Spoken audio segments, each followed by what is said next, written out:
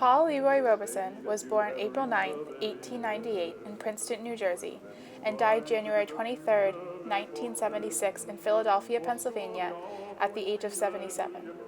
He was the last addition to the Robeson family, having 4 older siblings. Robeson was a standout football player, a powerful singer, and a world-class actor. Balancing it all, Robeson made his way to Rutgers College on an academic scholarship in 1915. Robeson was one of the very first blacks to attend Rutgers, in a period where blacks were not equal. While at Rutgers, Robeson was an outstanding athlete, where he earned 10 varsity letters and was a 2-time football All-American. It was not until after Robeson's death when he was finally inducted into the College Football Hall of Fame in 1995. Robeson achieved all of these awards of excellence while he was openly persecuted by his teammates, peers, and almost everyone around him. Busting records on the field and gaining national attention for his talents was the gateway to what he really loved, his studies. Paul excelled in the classroom, winning the Phi Beta Kappa key in his junior year, belonging to the Cap and Skull Honor Society, and graduating as valedictorian. Shortly after graduating from Rutgers as valedictorian, Robeson continued his educational career at Columbia Law School in New York. At this time, Robeson was also playing professional football. Robeson was making close to $500 a game and was using these funds to make it through law school. Robeson was a member of 3 different professional teams in his 3-year professional career, one being the NFL's Milwaukee Badgers. After ending his professional football career, Robeson graduated from Columbia Law and started a brief law career. Being a black lawyer was tough for Robeson in a time period where blacks were still thought of as useless, not worthy, and inferior to the Caucasian race.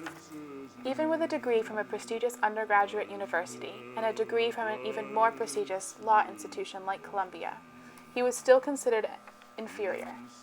Paul gave it a shot, though, with his short stint in the field of law where people did not respect his opinions, arguments, and work. After being fed up with the open racism, Robeson took on another career which he loved. During the Harlem Renaissance, Robeson began singing more and became very active in theater.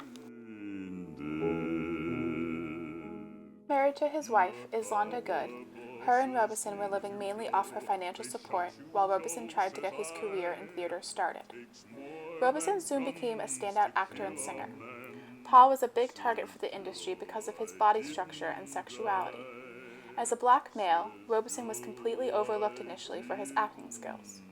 Filmmakers wanted him for his character appeal, nothing else.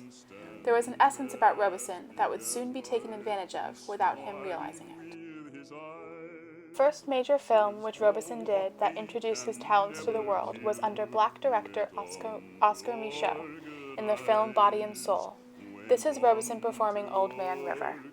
There's an old man called the Mississippi, that's the old man I don't like to be. What does he care if the world's got troubles? What does he care if the land ain't free? Old Man River, that old Man River, he must know something, but don't say nothing. He just keeps rolling, he keeps on rolling along. And you gets a little drunk and you lands in jail became you show a little grit and you land in jail. Them that plans them is soon forgotten, but old Man River, he just keeps rolling along. You and me, we sweat and strain, body all aching and racked with pain. Tote that barge, lift that bale, you show a little grit. Robeson had an outstanding career both in and outside the United States when it came to theater. He spent time in London acting where he was hoping to escape the prejudiced environment he was used to in America. Racism was not the same in other countries, and Robeson was not aware of such until he traveled. He felt worth something for once in his life because people didn't judge him based off of the color of his skin. Barreling over people on the field directly correlated to the barriers which he was breaking for the African American community. Robeson was a big civil rights activist and even collaborated with the great W.E. Du Bois. The work Robeson did with Du Bois was focused around the organization Robeson founded called the American Crusade Against Lynching. This organization was founded to stop lynchings and force the government to implement anti-lynching laws. Robeson's biggest downfall came from his political activism. In 1949, Robeson was invited to give a speech at the Paris Peace Conference. This time frame was right after the Cold War was beginning to ramp up, and the idea of communism was on everyone's mind.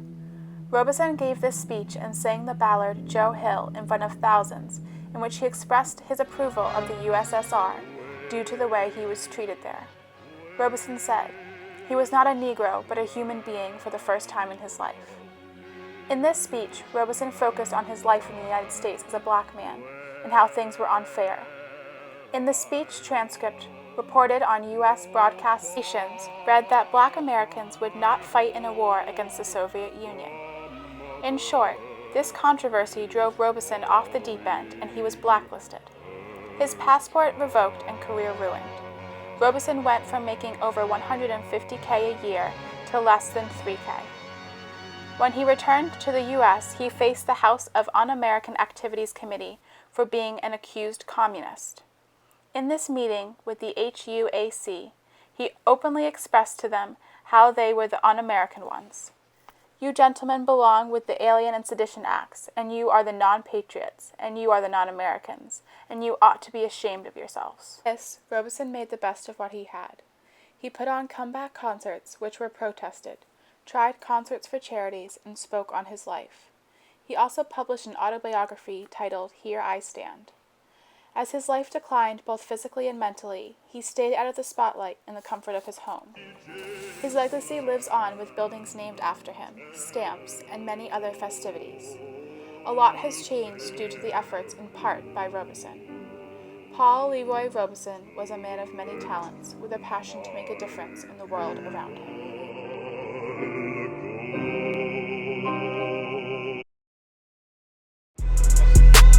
Wiggy, wiggy, oh, wiggy, oh, wiggy, oh. Hold up, way, oh, way, oh, way, oh, way, oh. Wiggy,